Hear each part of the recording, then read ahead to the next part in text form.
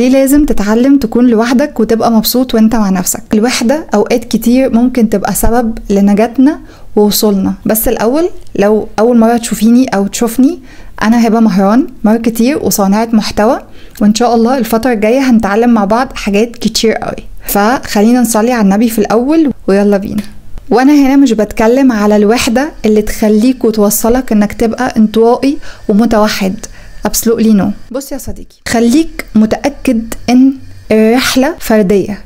رحلتك في الحياة هتبقى طول الوقت فردية، رحلتك في التعلم فردية، رحلتك في التشافي برضو فردية. محدش هيكمل معاك للآخر، مش هيكمل معاك غير روحك ونفسك، هي بس اللي هتكمل معاك لحد النهاية. خلينا متفقين ان الوحدة ناس كتير شايفاها حاجة مش لطيفة، مع ان هي مش دايما كده. اوقات كتير بتكون درع حماية ليك من الناس السيئة التوكسيك اللي في حياتنا او في حياتك يعني. واوقات تانية بتكون رحلة بتكتشف فيها نفسك وبتكتشف فيها انت عامل ازاي من جوه، وهل فعلا تعرف نفسك ولا لا. انت كل ما هتعود نفسك على وجود الناس وتبقى حاسس بوحدة وكآبة وانت لوحدك. انا اعرف ناس بتخاف تقعد لوحدها، يعني ما بتحبش تقعد لوحدها. لو مثلا اهلها مش هيبقوا في البيت، لا بتنزل بقى تقعد مع اصحابها، تقعد مش عارفة تعمل ايه، تسافر مع مين whatever. يعني ما بتحبش تقعد، ما بتحبش تختلي بنفسها. انت خايف انك تقعد مع نفسك لانك بتبقى حاسس انه اللي هو يعني دي حاجة سيئة، مع ان نفسك هي اكتر حد، او مش حد، اكتر حاجة انت محتاج تقعد معاها ومحتاج تفهمها ومحتاج تديها اهتمام.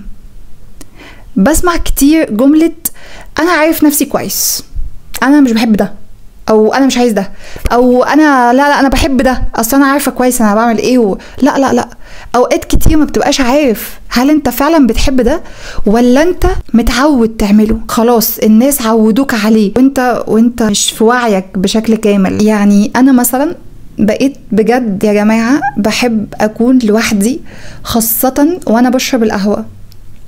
بحب اشرب القهوة بمزاج وانا مع نفسي. ويا سلام بقى، يا سلام لو انا قاعده قدام بحر او نيل، مكان بجد فايبس بتاعته حلوه جدا، دي حاجه جميله قوي قوي. ما بقتش اميل خالص للتجمعات سواء العائليه صحابي، ما بقتش اميل لده. فبالتالي بقيت احب اقعد مع نفسي اكتب كل يوم الصبح كده بدري اول ما بقوم، يعني على الساعة 6-7 whatever. يعني احب اكتب كده، اقعد مع نفسي واشرب القهوة وابص للسما. بحب اروح الجيم لوحدي، ما برتاحش نهائي لو في حد معايا، بجد بجد بجد. وما بروح الجيم بركز اكتر، ببقى مع نفسي اكتر، ما بكلمش حد، استفادة بتكون اعلى بكتير. فده اللي انا بتكلم فيه. يعني مثلا لو نفترض ان انت بتحب تعمل حاجة ما ايا كان، يعني بتحب تروح الجيم، بتحب تلعب تنس، بادل، whatever يعني، وعندك كام واحد من صحابك هم يعني الحاجة دي مش مفضلة ليهم، مش بيحبوها أصلا ومش مشجعين ليها.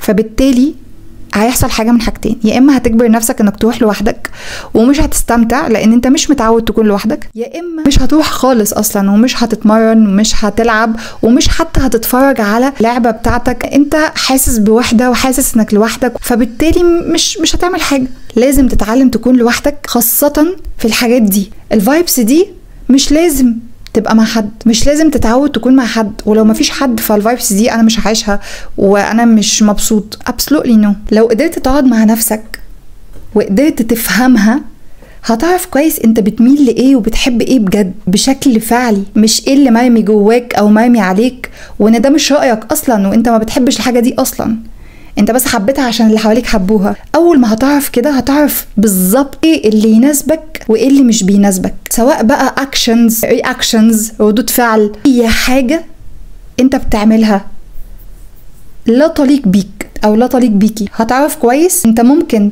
تتقبل ايه واللي ما تتقبلوش ليكي انت بقى البق ده. ساعتها الاستحقاق هيعلى عندك، طاقة استحقاقك هتعلى.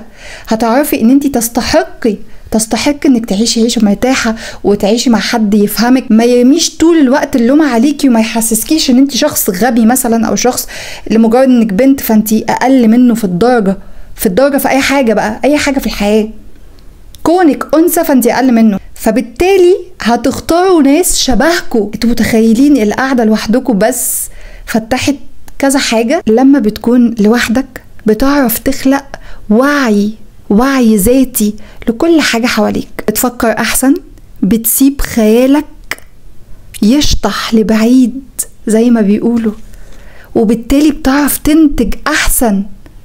خيالك فعلا بيشطح لبعيد، فبالتالي بتجيب أفكار مختلفة، كرييتيف قوي، بتعمل حاجات كرييتيف محدش وصل لها. الحاجات دي بتيجي في لحظة صفا كده وانت قاعد مع نفسك. وهقولك على حاجة كمان بجد بقى، الأفكار دي مش بتيجي مثلا وانت قاعد مع نفسك في التويلت عزكم الله، أو مثلا قاعد بالليل خلاص انت سبت التليفون وبطلت سكرولينج عليه وقاعد بقى باصص للسقف. مش بيجيلك شويه افكار كده بجد مختلفه؟ فيا جماعه والله القعده لوحدنا مش حاجه وحشه، دي حاجه بجد هتطلع الشخص المبدع اللي جواك. وساعتها اول ما هتعرف قيمك ايه الحقيقيه، your values الحقيقيه، ساعتها بس هتعرف انت ايه المناسب معاك وايه اللي مش مناسب. مش هتحتاج تدخل لعلاقه عشان بس تحس انك مرغوب وان اللي قدامك بيكنلك بعض المشاعر.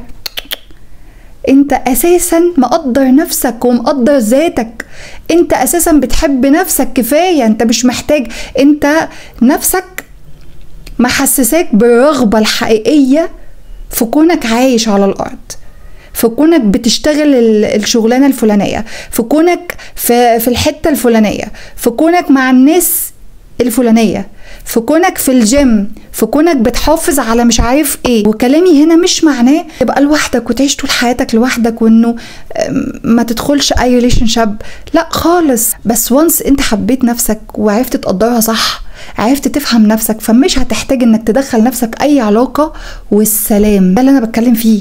اخر جملة احب اختم بيها، الوحدة الحقيقية المفيدة هي اللي هتخليك تعرف نفسك صح، وبالتالي مش هترضى بأقل مما تستحق في أي حاجة، في وظيفة، في مكانة، في مكانك، في حياة شخص ما. مش هترضى بأي حد، مش هترضى يبقى شكلك أي حاجة، مش هترضى تلبس أي حاجة، مش هترضى إنه يبقى شكلك أو شيب جسمك مكعبر. انت دايما هتبقى عايز تشوف نفسك في أعلى حتة، في أعلى مكانة، مع أحسن شخص في الدنيا، في أحسن وظيفة، بتتعلم أحسن حاجة، ومعاك أعلى الشهادات. دايما هتحط نفسك في الحتة اللي مقامك فيها، اللي انت شايف نفسك بعينك فيها. الوحدة الحقيقية اللي هي مش وحدة أصلا هي اللي هتوصلك لكل ده، بس انت تعلم تكون لوحدك. بس كده. thank you for your watching. حقيقي انا بتبسط جدا من تعليقاتكم الأخيرة على الفيديوز اللي انا نزلتها، وان شاء الله انا هبتدي انزل 3 مرات في الاسبوع. هنزل كل سبت وتلات وخميس، وان شاء الله هنتظم. يعني انا لما بحط حاجة في بالي بحب اوصل لها وبحب اعملها. اتمنى يكون الفيديو ده انتوا استفدتوا منه. لو استفدتوا وعجبك او عجبك الفيديو، ما تنسوش تدعموني بلايك، ما تنسوش تعملوا سبسكرايب وفعلوا زر الجرس عشان يوصل لكم اي فيديو ان شاء الله هينزل. اشوفكم ان شاء الله قريب.